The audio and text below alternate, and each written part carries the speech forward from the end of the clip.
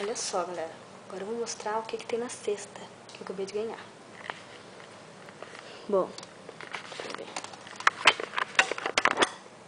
Isso é só um potinho de coração. E ó, ela perguntou pra mim a cor que eu gostava. Eu falei rosa. Ela comprou, eu falei rosa e roxo. E ela comprou tudo rosa e roxo, ó. Caneta. Uma máquina. Olha, ela comprou uma máquina pra mim. Só que essa é antiguinha, né? Nem sei como usa isso, mas tudo bem. Olha só, um caderninho, 2010 já.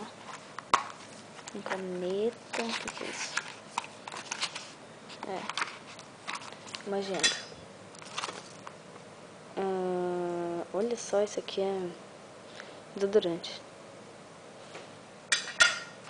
Lenços, ai como eu tô chique. Esponja pra tomar banho. Cartão de telefone, nossa, eles são demais. Olha, esse tio Dias não vai precisar comprar mais. Olha que brilho labial, Lip Shine. Tá vendo? Isso, boa pergunta. Não sei o que é. Chocolate, chocolate, chocolate, chocolate. Sei lá o que é isso. Eu sei que é apimentado, ó, pelo jeito. Não sei o que é isso. É creme também, desodorante, sei lá.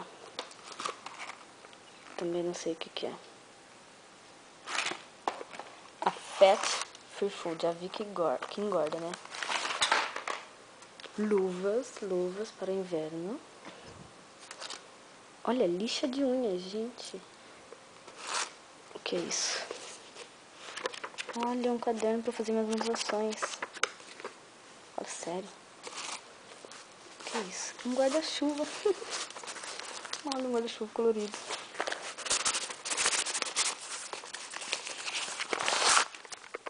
Legal, né? Um mapa de Chicago.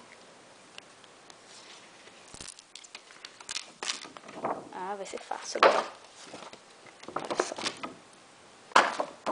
Ó. Esse aqui é o Lago Michigan. E eu devo estar por aqui, sim. Porque eu não tô tão longe. Não sei onde é ainda não.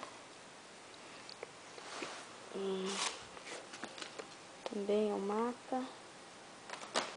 E isso é Treasures. Não sei como fala. Não consigo abrir também, mas é chocolate. Nesse formato aqui, ó. Tá fácil, né? Agora eu tô esperando aqui na internet pra ver se minha mãe entra pra conversar com ela. Beijo, mãe. Beijo, pai. Beijo, Gui. Beijo, Juninho. Eu tô feliz, tá bom? Tchau, beijo.